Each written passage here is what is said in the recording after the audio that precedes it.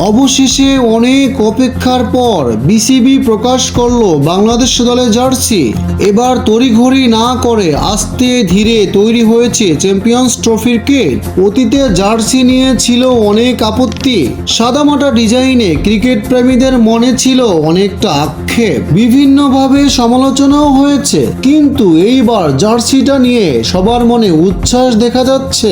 Jersey নকশায় ভিন্নতার ছাপ স্পষ্ট, লাল সবুজের সাথে সোনালী রঙের মিশ্রণে তৈরি করা হয়েছে এই অসাধারণ জার্সি, যেখানে চা পাতার মাধ্যমে বাঘের মুখের অবয়ব ফুটিয়ে তোলা হয়েছে।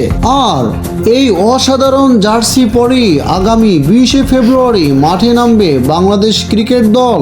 জার্সিতে থাকা বাঘের থাবার মতো করে প্রতিপক্ষকে ঘায়েল করে বিজয় অর্জিত করবে টাইগাররা।